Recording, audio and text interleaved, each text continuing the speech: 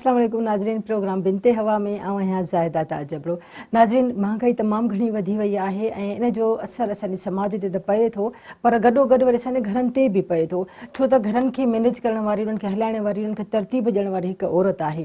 त औरत पंहिंजे बजट खे कहिड़ी तरतीब सां थी हलाए, छो त हुनखे घर जी बि पूराओ करिणो आहे, ॿारनि जे लाइ बि हुनखे घणो कुझु सोचणो थो पए, पंहिंजे लाइ, पंहिंजे घर वारे लाइ, ख़ानदान में जेके तकरीबात थियनि थियूं उन्हनि जे लाइ बि सभु कुझु सोचणो थो पए। इन्हनि सभिनी शयुनि खे हिकु औरत कीअं तरतीब में रखे थी, कीअं उनखे सहेड़े थी, कीअं बजट खे हलाए थी। जेकॾहिं हेॾी महांगाई आहे त हूअ औरत जेका हिकु घर में वेठी आहे उहा, या असांजी उहा जेका ॿाहिरि निकिरे थी, कम लाइ अचे थी, हिकिड़ी वर्किंग लेडी आहे, त इन्हनि सभिनी खे असां ॾिसंदासीं त कीअं मैनेज करनि थियूं ऐं कहिड़े तरीक़े सां इन महांगाई खे मुंहुं ॾेई रहियूं आहिनि। अॼोके असांजे प्रोग्राम जो इहो ई मौज़ू आहे त वधंदड़ महांगाई जो असांजे औरत तबिके ते कहिड़ो असरु पियो आहे। मुंहिंजे प्रोग्राम में जेके महिमान शामिल आहिनि तिन सां तव्हांजो तारुफ़ कराईंदसि। मुंहिंजी पहिरीं महिमान आहे प्रिय सुमरो, पाण टीवी एंकर आहिनि, असांखे लाइन ते जॉइन कंदा। ऐं मुंहिंजी ॿी महिमान आहे अफ़शीन मेमन, मुंहिंजी टी महिमान आहे आसमा बीबी। तव्हां सभिनी खे प्रोग्राम में भली कार चवां थी। अफ़शीन, पहिरें मां तव्हां खां ई शुरूआति कंदसि त जीअं मां ॿुधायो त असां वटि जेको महांगाईअ जो ईअं चऊं त रेशियो जेको आहे तमामु घणो वधी वियो आहे। हाणे मूंखे इहो ॿुधायो त इन जो असरु असांजी औरत ते कहिड़ो पियो आहे? जी, असांजो जेको महांगाई जो जेको रेशो वधे पियो उनजो डायरेक्ट असरु औरत ते इन करे पियो आहे जो औरत घर में मुंहुं औरत ते ॾे। छो घर जी हेड औरत हूंदी आहे न, मर्द त कमाए खणी ईंदो, उनखे जेको मैनेज करे हलाइणो औरत जो कमु हूंदो आहे। त उनखे हिन जेको महांगाई में ॾाढो ॾुखियो उन ते असरु पियो आहे। तमामु घणी औरत मुतासिर बि थी आहे, घणियूं त औरतूं वीचारियूं डिप्रेशन में वयूं वेंदियूं आहिनि। छो त लाज़मी आहे उन्हनि खे मैनेज करणु ॾाढो ॾुखियो थी पियो आहे। हाणे अॻे हू जेका औरत हूंदी हुई पघार मुड़ुसु आणींदो या पंहिंजे पघार मां थोरो घणो बचति करे रखंदी हुई। हाणे उन लाइ ॾाढो ॾुखियो वक़्तु अची वियो आहे जो हू उन में बचति बि नथी करे सघे, उन मां हलाए उनखे पूराओ बि करिणो आहे घर जो। तमामु घणो ॾुखियो आहे। ख़ासि कर जेके वर्किंग लेडीज़ आहिनि उन्हनि लाइ त थोरो घणो मैनेज करणु सवलो आहे, उहो पंहिंजो मैनेज करे थी वञनि। पर उहे औरतूं जेके दिहाड़ी ते कमु कनि थियूं, रोज़ 100-200 रुपया कमाए अचनि थियूं, उन्हनि जे लाइ तमामु ॾुखियो वक़्तु आहे। उहे हिनखे मुंहुं ॾुखियो ॾेई सघनि। सही। अस्मा बीबी, आप क्या समझती हैं कि हमारी जो औरत, हमारे ज़ाहिर समाज का एक बहुत बड़ा हिस्सा हमारी औरत पर मौजूद है, या यूँ कि हमारे बाद आबादी का एक बड़ा हिस्सा जो है हमारी औरत है, तो आप क्या समझती हैं क्या असरात हुए हैं हमारी औरत पर इस महंगाई के? देखिए, महंगाई के असरात औरतों पर और उनके साथ साथ फिर बच्चों को भी अगर हम साथ में शामिल करें, क्योंकि बच्चों की एजुकेशन, औरतों को अपना सेटअप रखना, घर के सारे मामलात को देखना, उनको लेके चलना, और अगर महीने के अगर उनका एक खर्चा आता है, बजट आता है, उसको मेंटेन करना, तो ये सारी इस तरह की सिचुएशन है कि महंगाई ने एकदम से जो है वो उसको इफ़ेक्ट किया है। ख़ास करके बच्चों की सेहत के हवाले से, औरत की अपनी सेहत के हवाले से। अगर अब आप एक बिलफर्ज अगर मैं आपको एक मिसाल दूं कि अगर एक औरत भी बीमार है और एक बच्चा भी बीमार है, तो आप किसको प्रेफर करेंगे? अगर किसके पास पैसे हैं और वो उसकी किसकी दवाई लेंगे? मतलब इस तरह की जो सिचुएशंस हैं वो हमारे घरों के अंदर अक्सर देखी गई हैं। फील्ड के अंदर हम जाते हैं, काम करते हैं, वहाँ पर ये सिचुएशन देखी गई हैं। ख़ासकर मैं सैलाब की जो सिचुएशन रही है उसके बाद जो यहाँ सिंध के हालात को मैं प्रेफर करूँगी। यहाँ पर जो सिचुएशन है वो एकदम काफ़ी वर्स्ट है, और मैं इसी चैनल के तवस्सुत से मैं ये ज़रूर हुकूमत को और हर जितने भी देखने वाले हैं उनकी जो तवज्जो है वो इस तरफ दिलाना चाहती हूँ कि वो इन सारी हालात को देखें, उनको समझें, क्योंकि जो हमारे गंदम के ज़खायर हैं वो भी काफ़ी ज़्यादा इससे इफ़ेक्ट हुए हैं।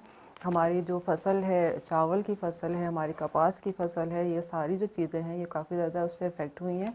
और इसी वजह से करके जो मार्केट के अंदर जो अशिया का जो आना है और लोगों की जो ख़रीदने की ताकत है वो काफ़ी ज़्यादा जो है उससे इफ़ेक्ट हुई है। दूसरी चीज़ ये है कि जो हमारा लाइफ स्टाइल है जिसके अंदर हम ज़्यादातर जो फैमिलीज़ हैं वो एक दूसरे के साथ मिल के रहते हैं। हमारे यहाँ जो है वो एक सिस्टम है जिसके अंदर हम मिल कर रहते हैं। हर घर के अंदर 8 से 10 अफराद, 12 अफराद, 15 अफराद का रहना, तो उसमें जो कमाने वाला है वो 1 या 2 है। तो उस जिस वजह से करके जो ख़वातीन पर प्रेशर आता है वो बहुत ज़्यादा होता है। इस वजह से करके वो काफ़ी ज़्यादा बीमारी की उसमें भी चली जाती हैं। अब बच्चों की एजुकेशन बहुत ज़्यादा मुतासिर हुई है, स्पेशली लड़कियों की एजुकेशन मुतासिर हुई है। उसकी वजह से करके जो है वो हमारे जो एजुकेशन की जो क्वालिटी ऑफ एजुकेशन है वो काफ़ी ज़्यादा मुतासिर है।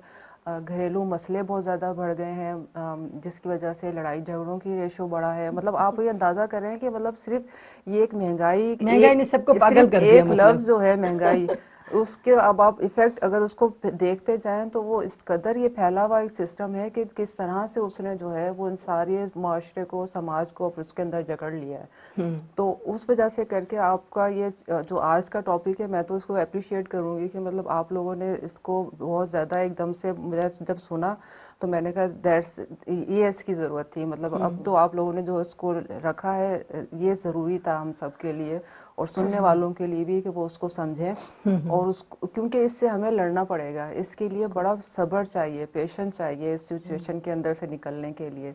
सो मेरा फिल वक्त तो मैं जो है ना वो यही समझ रही हूँ कि जो है इस सारी सिचुएशन के अंदर जिस तरह से आपने कहा औरत सबसे ज़्यादा जो है वो स्ट्रगल कर रही है, मेहनत कर रही है। और मेरे ख्याल है जो समझदार ख़वातीन हैं जो मतलब इस चीज़ को समझ रही हैं, वो कभी कभी जैसे अफशीन ने कहा कि वो डिप्रेशन भी यकीनन वो उससे गुजर रही हैं, लेकिन हमें इससे लड़ना है, हमें इसके अंदर से निकलना है अपने ख़ानदान की बका के लिए, अपनी बका के लिए, और इंशाल्लाह फिर ये सब चीज़ें सही भी होंगी। लेकिन ये कि अभी जो टाइम है इसके अंदर जो है ये सारी सिचुएशन को समझना ज़रूरी है। बिल्कुल। प्रिय सुमरो, तव्हां छा चवंदा प्रिय सुमरो, जेका अॼु जी वधंदड़ जेका महांगाई आहे असांजी, उन जो औरत तबिके ते कहिड़ो असरु पियो आहे?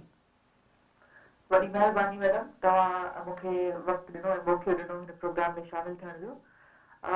तमामु अहम ऐं बुनियादी इहो टॉपिक आहे जंहिं ते ॻाल्हाइणु तमामु अहम आहे, छाकाणि त जंहिं समाज में पाण रहूं था उन समाज में औरतुनि सां जेको हशर कयो वञे थो, उनखे चौदीवारी ताईं क़ैद कयो वञे थो, उनजे हक़नि खे महदूद रखियो वञे थो, उन्हनि जी सोच खे महदूद रखियो वञे थो, उन समाज जे अंदरि जेकॾहिं महांगाई जहिड़ा बवाल उते पैदा कया वेंदा ऐं उते उन्हनि खे सर्वाइव करणु अञा वधीक ॾुखियो थो पइजी वञे। उहो इन करे त औरत जेका आहे उहा सॼे घर खे मैनेज करे थी, उहा घर खे हलाए थी, संभाले थी। छो त घर में सिर्फ़ु जेको आहे रध पचा ताईं महदूद न हूंदो आहे, खोड़ ॿियूं ज़रूरतूं बि हूंदियूं आहिनि, ॿारनि जूं बि ज़रूरतूं हूंदियूं आहिनि। इन सॼे शयुनि खे, समूरनि पासनि खे जेको आहे मैनेज कंदे कंदे उहा ज़हनी तौर ते तमामु घणी कमज़ोर थिए थी। ऐं जंहिं समाज में औरत ज़हनी तौर कमज़ोर थिए उन समाज जी ओसर मुकमल नथी थी सघे। नतीजे में इहे बिगाड़ जेके अञा वधंदा वेंदा। जेकॾहिं वक़्ती तौर इन्हनि ते कंट्रोल नथो कयो वञे ऐं इन्हनि ते अवेयरनेस नथी ॾिनी वञे ऐं अवलियत नथी ॾिनी वञे इन्हनि ते बहस करण जी, इन्हनि खे हल करण जी, त इहे मसइला अञा वधीक कर खणंदा ऐं समाज जे अंदरि मुख़्तलिफ़ ॿियूं बीमारियूं पैदा थींदियूं, ज़हनी बीमारियूं पैदा थींदियूं, नवां ख़्याल न ईंदा, नई जोड़ जक न थींदी ऐं नवां आइडियाज़ न ईंदा ऐं यकीनन उहो समाज जेको आहे पस्तीअ जो शिकार थींदो आहे। पाण ॾिसूं बि पिया त असीं अॻिते वधण जे बजाए ॾींहों ॾींहुं पोइते था वधूं पिया। तालीम असां वटि आहे कोन, तालीम जी तबाही आहे ऐं उहा बि जेकॾहिं औरतुनि ताईं नथी पहुचाई वञे त अञा वधीक तबाही आहे। बिल्कुलु। ऐं हुनजा असर असीं ॾिसूं पिया केतिरो बिगाड़ अचे पियो, समाज ॾींहों ॾींहुं पोइते थो थिए, मुख़्तलिफ़ मुल्ज़ी मर्ज़नि में मुब्तला थो थिए।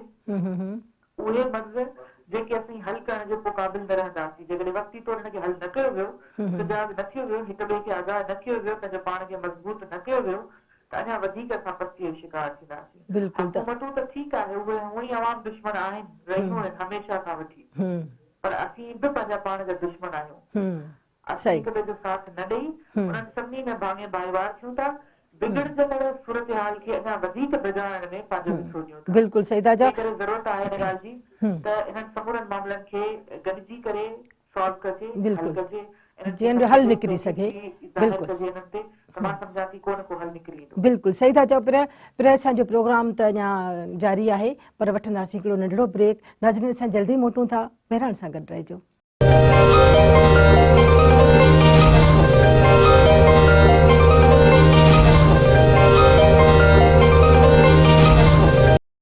वेलकम बैक नाज़रीन, ॿीहर हाज़िर आहियूं बिनते हवा में। नाज़रीन, असांजी हिकु नई महिमान असांखे असां शामिल कयो आहे पंहिंजे प्रोग्राम में उन्हनि खे, ऐं अंबर वसीम, तव्हांखे भली कार चऊं था। अंबर वसीम बिज़नेस लेडी आहिनि ऐं चैम्बर ऑफ कॉमर्स जो हिसो आहिनि। अंबर वसीम, तव्हां छा था सम्झो त जेका असांजी अॼु जी औरत आहे उहा अॼु जी महांगाईअ खे कहिड़ो मुंहुं ॾेई रही आहे, कहिड़े तरीक़े सां उन्हनि मसइलनि खे मुंहुं ॾेई आहे जेके उनखे साम्हूं अची रहिया आहिनि महांगाई जी सूरत में? ऐं इहो ई चवंदसि त दुनिया में को बि अहिड़ो माण्हू कोन्हे जेको महांगाई खां परेशान कोन्हे। ऐं जीअं आबादी वधी आहे ओतिरी असांजी पैदावार कोन वधी आहे कंहिं बि शइ जी, ठीकु आहे, जीअं तेज़ी सां आबादी वधी आहे। ऐं सभ खां वधीक मुंहिंजे ख़्याल में त औरत ई मुतासिर थी आहे महांगाई खां, छो त घर में जेको मर्द हूंदो आहे उहो जेको कमाईंदो आहे मंथली उहो अची पंहिंजी वाइफ खे ॾींदो आहे, बस जान छॾाए छॾींदो, जान छॾाए छॾींदो आहे। पोइ अॻिते उहा वाइफ कीअं थी हलाए, ॿारनि जी स्कूल जी फीस उन्हनि खे ॾियणियूं आहिनि, उनखे पंहिंजो घर जो सॼो निज़ाम ॾिसणो आहे, उनखे ॿाहिरि निकिरण जो निज़ाम ॾिसणो आहे, दुनिया में मुंहुं ॾियणो आहे उनखे। परेशान न चवां थी हिकिड़ी औरत ई आहे सभ खां वधीक जेकी महांगाई में आहे। एॾी महांगाई हींअर थी आहे जो मूंखे सम्झ में नथो अचे त असां चाहींदा आहियूं त असांजा ॿार पेट भरे मानी खाइनि, पर हाणे वाक़ई लॻे थो त ॿारनि खे चवंदा आहियूं बाबा थोरो खाओ, छो त 10 किलो 1500 रुपए जो अटो, बिल्कुलु असां एॾो परेशान थी विया आहियूं। मानी खाइण बि ॾुखी थी वई, बिल्कुलु ॾाढी महांगी मानी थी वई। असां पहिरीं चाहींदासीं असांजे ॿारनि जी नशो नुमा सुठी थिए, असां उन्हनि खे सुठो खारायूं, सुठो पारायूं, पर हाणे अ न असां बिल्कुलु उन्हनि खे जेको सुठी सुठी स्कूलनि में असांजा ॿार हुआ असां उन्हनि खे कॾहिं थोरी नंढी स्कूलनि में विधो आहे। एतिरी असांजे मुल्क जी हालत थी वई आहे, जॾहिं असांजी नई जनरेशन सुठी तालीम न वठंदी त पोइ अॻियां छा थींदो मुल्क जो। मतिलबु तव्हां चवण जो मक़सदु इहो आहे त तव्हां पंहिंजे ॿारनि खे जेको असां चऊं था त असांजे ॿारनि जी सुठी नशो मां त उन्हनि खे सुठी ग़ज़ा हिकिड़ी मिले, उहा त परे रही असां हिकिड़ो अटे वारो जेको आम अटे जी जेका मानी आहे उहा बि उन्हनि खे ॾींदे वरी माना सोचे, हिकिड़ी आम औरत सोचे थी त असांजी कीअं पूरत थींदी। ऐं जेकॾहिं हिकिड़े आम घर में ॻाल्हि कयूं था जेकॾहिं असां अटे जी महांगाईअ जी, त किथे सोच वञी बीहे थी। बिल्कुलु इहो ई आहे। ऐं सोचींदी आहियां जॾहिं असां नंढा हूंदा हुआसीं त असांजी अम्मी असांखे मखण खाराईंदी हुई ऐं ड्राई फ्रूट खाईंदा हुआसीं, रोज़ु राति जो ड्राई फ्रूट खाईंदासीं, ऐं असां उहो कुझु ॿारनि खे पंहिंजनि खे कोन पिया ॾेई सघूं। कीअं हुननि जी नशो नुमा थींदी, हुननि जो दिमाग़ कीअं तेज़ थींदो, अॻिते वॾा थी छा कंदा।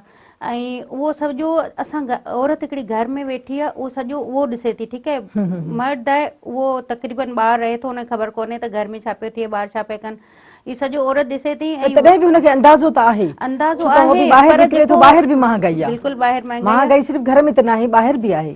पर इन आउं चवां थी वाक़ई ज़हनी मुतासिर जेकी औरत थी आहे न महांगाई खां, सभिनीनि सां हींअर जेको ॾुखियो हाल आहे सो औरत जो ई आहे महांगाई में जेको रोल आहे। अफशीन मेमन, जेकॾहिं महांगाई जे हवाले सां मां ॻाल्हि कयां त तव्हां छा था सम्झो त औरत जे उहा कहिड़ी सोच थी अचे, हुनजी बीहे, उन कहिड़े पॉइंट ते असां ॻाल्हायूं त जिते उहो सम्झे थी त मुंहिंजी हीअ शइ तमामु घणी मुतासिर थी आहे, हुनजो लटो कपिड़ो आहे, हुनजो खाधो आहे, या हुनजी एजुकेशन आहे, या हुनजी मेडिसिन आहे, किथे उहा चुप करे बीह थी रहे, मुंझारे में अची थी वञे त हाणे मां छा कयां। मैडम ॾिठो वञे त महांगाई हर शइ ते अफेक्ट कयो आहे, चाहे उहा एजुकेशन हुजे, सिहत हुजे, खाधो पीतो हुजे, हर शइ खे मुतासिर। कपिड़ो लटो त हींअर सोचूं था पाइण लाइ त कहिड़ो वठूं या कहिड़ो पायूं, ठीकु आहे, बाक़ी खाधे पीते खे ॾिठो वञे उन ते असां इलाही अफेक्ट थियो आहे। हाणे सोचूं था त खाइण लाइ बि छा ठाहियूं, छा खायूं, कहिड़ी शइ घटि करियूं, दाल ठाहियूं त उहा महांगी, बसरु ॾिठो वञे त उहो अघु चढ़ंदो वञे, मानी ठाहियूं त अॻे भई किलो अटो में पूरा थींदी, हाणे किलो अटो बि सोचूं था 160 रुपया, अॼु क़ीमत आई आहे 160 रुपया किलो थी विया। हाणे कहिड़ी शइ खे मुंहुं ॾेई कहिड़ो, हाणे आउं छा कंदी आहियां, आउं पंहिंजी जेका मेडिसन हूंदी आहे उनखे साइड कंदी आहियां, भई इन खे छॾे, इन खां सवाइ थोरो घणो हली वेंदो, बाक़ी मानी बचनि खे त ॾियणी आहे न, उहा त लाज़मी ठाहे ॾींदसि। एजुकेशन जो सोचूं था त उन लाइ फीसुनि लाइ हर महीने परेशान था थियूं, भई ॿारनि खे, मूं त पंहिंजे ॿारनि खे प्राइवेट मां कॾहिं सरकारी में विधो आहे स्कूलनि में, छो त मयार तालीम जो उते बि सुठो आहे, इहा ॻाल्हि कोन्हे, पढ़ण वारो ॿार आहे त उते बि पढ़ी वेंदो। हिकिड़ो माण्हू जे ज़हन में वेठो भई प्राइवेट स्कूल में ॿार सुठी तालीम हासिल कंदो, गवर्नमेंट में कोन करे सघंदो, पर मुंहिंजा ॿार अल्हम्दुलिल्लाह गवर्नमेंट स्कूल में सुठो सर्वाइव कनि पिया, शुक्र अल्हम्दुलिल्लाह।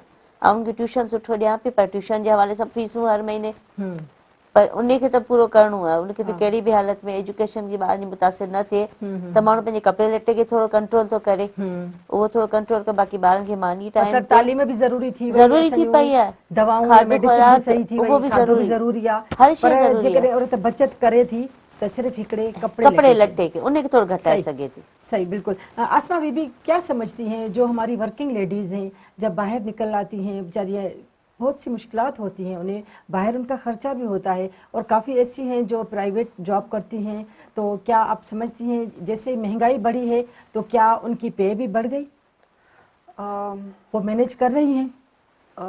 देखिए, इनको हम कैटेगरीज में लेकर आते हैं, जिस तरह से गवर्नमेंट ऑफिस जैसे काम कर रहे हैं ऑफिस के अंदर, वो डिफरेंट लेडीज़ हैं, प्राइवेट सेक्टर के अंदर हैं, फिर बिजनेस वूमेन हैं, फिर डेली लेबर हैं, तो डेली वेजेस में तो आपको पता है ख़वातीन के साथ इम्तियाजी सलूक किया जाता है। प्राइवेट सेक्टर के अंदर भी इतना ज़्यादा जो है वो वहाँ पर भी ये सब चीज़ें हमें नोटिस में मिलती हैं कि ये सब मौजूद है। गवर्नमेंट सेक्टर के अंदर जो चल रहा है उसके अंदर उनको हम कह सकते हैं कि जो वहाँ पर एम्प्लॉयज़ हैं उनकी एक ज़ाहिर गवर्नमेंट के साथ उनका जो चल रहा है। यहाँ पर ये चीज़ समझने के लिए बहुत ज़रूरी है कि जिस वक्त ये सब ख़वातीन फील्ड के अंदर जाती हैं, अपने रोज़मर्रा काम काज में कर रही हैं, तो वो जो उनका जो सैलरीज़ हैं उस लेवल पर नहीं जा रही हैं जिस लेवल का उनसे काम लिया जा रहा है। मिसाल के तौर पर अगर देखा जाए गवर्नमेंट ऑफिसेज़ के अंदर हैं तो काम उनका ज़्यादा है, टाइम उनका ज़्यादा लिया जाता है। उसके बाद फिर ये प्रेफर किया जाता है कि वो ओवर टाइम भी साथ में लगाएं। प्राइवेट सेक्टर के अंदर भी इसी तरह से है। तो उनकी जो एनर्जी है वो जो काम कर रही हैं वो ज़्यादा कर रही हैं और उसको जो चार्ज किया जा रहा है वो कम है, जिसकी वजह से फिर उनको डबल काम करना पड़ता है। मिसाल के तौर पर वो वहाँ पर भी काम करती हैं, फिर वापस आके उनको घर भी संभालना है, फिर अपने जो है वो बजट है उसको भी मेंटेन करना है, फिर बच्चों को भी टाइम देना है, फिर अपने आप को भी टाइम देना है। बिल्कुल, क्योंकि बिल्कुल। आपको पता है कंपटीशन जो है वो बढ़ता जा रहा है, टफ लाइफ होती जा रही है, जो डिमांड है वो बढ़ती जा रही है कि ग्लोबली जो इंटरनेट की फैसिलिटीज़ हैं, जिस तरह से चेंजेस आ रहे हैं, जिस तरह से कंप्यूटराइज सिस्टम को यूज़ किया जा रहा है, जिस तरह से हर, तो दैट्स मीन कि ये सारी चीज़ें जो हैं वो आपको डिमांड करती हैं आपसे कि आप स्ट्रगल करें, आप फाइट करें, आप जो है वो उन सब चीज़ों को सीखें। और उस सब चीज़ों को सीखने के लिए ज़रूरी है कि वो इक्विपमेंट जो है वो परचेज़ किया जाए, उसके ऊपर प्रैक्टिस की जाए, ऐसे सेंटर्स पे जाया जाए। तो मतलब ये सब चीज़ें जो है, और दूसरी तरफ महंगाई भी है, तो सारी चीजें ज़ाहिर पैसे से आएंगी। एग्जैक्टली। तो दैट्स मीन के और यहाँ पर जब आपने सवाल किया कि ख़वातीन कहाँ कहाँ कंप्रोमाइज़ करती हैं, तो जो अब सारी चीज़ें सामने आ रही हैं उसके ऊपर एक तो ग्रोसरी के ऊपर कंप्रोमाइज़ हो रहे हैं, तो मतलब हम कम से कम ग्रोसरी करें। दूसरा फिर जो सबसे ज़्यादा मुझे तकलीफ़ होती है वो ज़ख़ीरा अंदोज़ी पर है। मतलब जिस तरह से मार्केट के अंदर सामान को कोल्ड स्टोरेज के अंदर, गंदम को जिस तरह से अभी खबर आ रही हैं कि वो उनको गोदामों के अंदर और वो ख़राब हो गई। मतलब बिल्कुल बिल्कुल। और सारा असर इसका क्या हुआ, असर सारे समाज पर पड़े इसका, मतलब वो गोदामों के अंदर ख़राब हो गई, उनको कीड़े लग गए और वो सब चीज़ें, मतलब व्हाट इज दिस। मतलब हम ये एक तरफ हम कह रहे हैं महंगाई, और दूसरी साइड के ऊपर मतलब हम इसको किस तरह से मतलब फिर हम जस्टिफाई करेंगे ना। मतलब ये एक अलमिया है हमारे लिए। नाज़रीन, वक्त थियो हिकिड़ी नंढड़ी साईअ जो, असां जल्दी मोटूं था, असां सां गॾु रहिजो।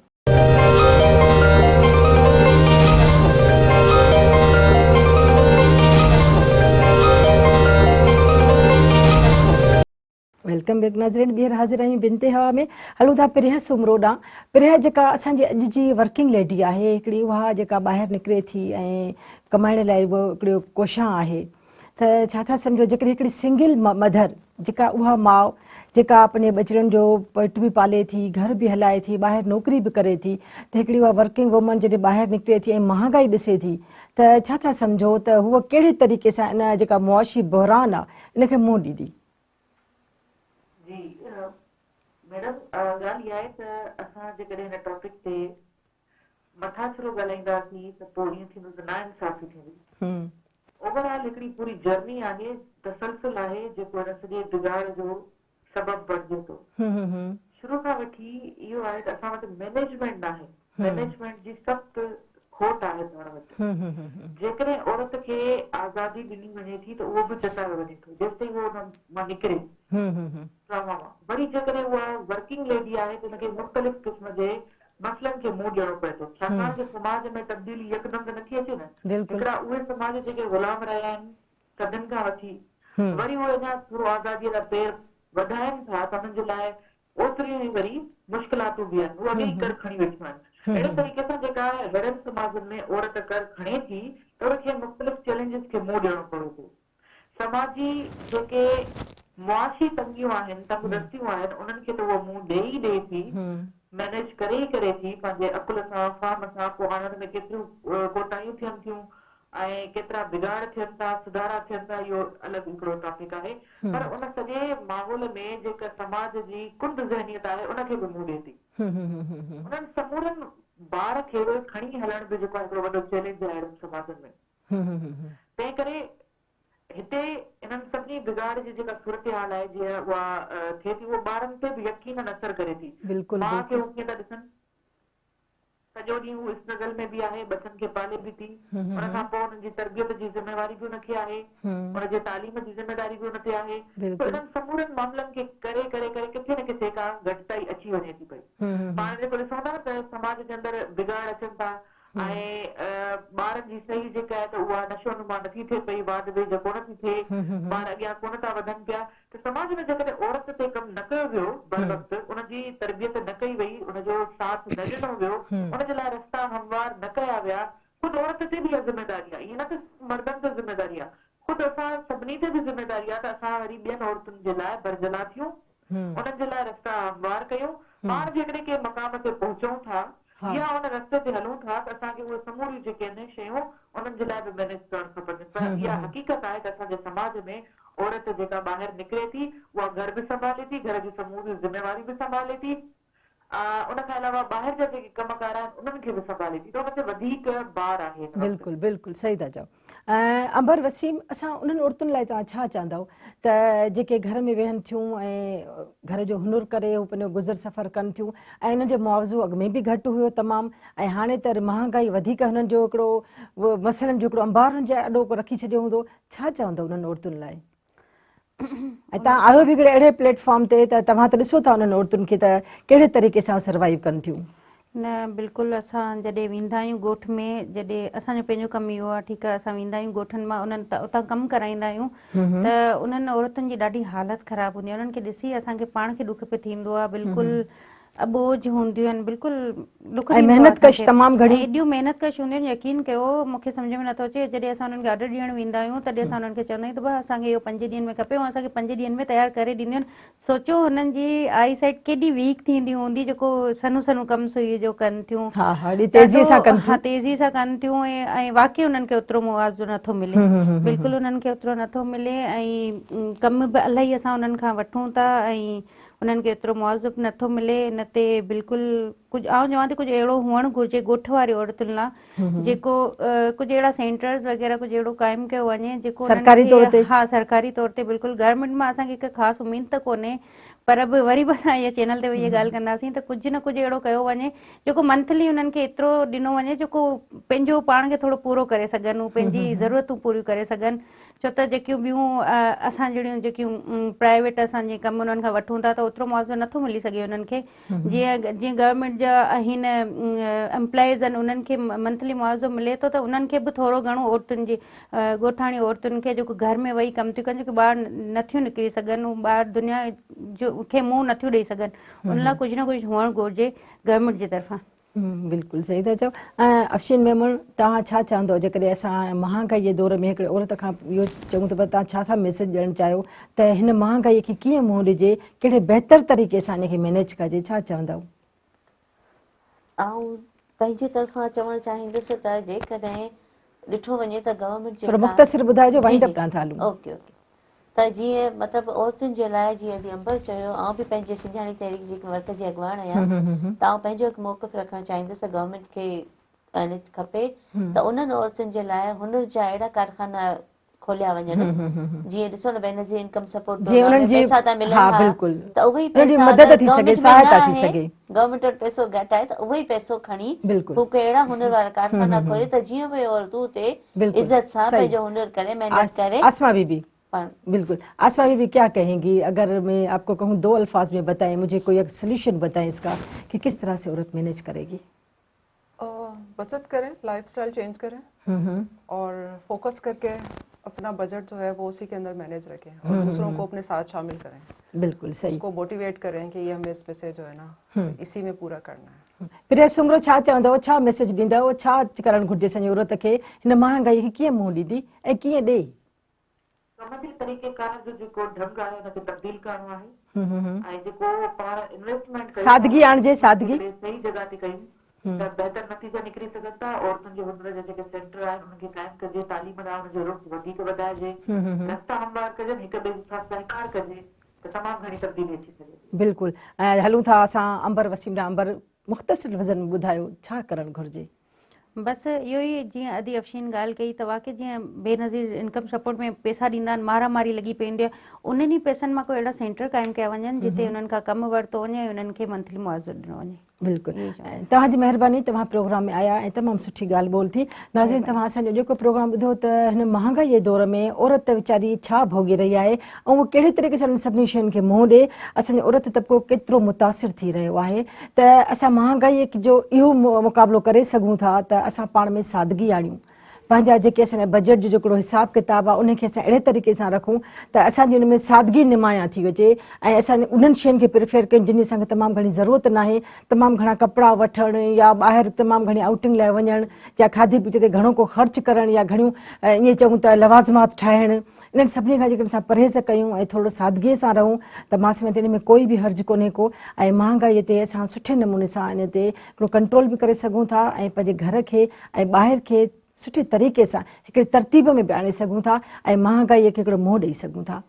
प्रोग्राम कीअं लॻो? ही प्रोग्राम या बिनते हवा जो कोई बि प्रोग्राम तव्हां ॾिसणु चाहियो त मेहरान टीवीअ जी वेबसाइट ते, यूट्यूब या फेसबुक ते तव्हां ॾिसी सघो था। प्रोग्राम जो वक़्तु हले थो पंहिंजी पुॼाणी ॾांहुं। पंहिंजी मेज़बान ज़ाहिदा ताजबरो खे ॾींदा इजाज़त। वरी मिलंदासीं ईंदड़ प्रोग्राम में। तेसिताईं अलाह जी अमान।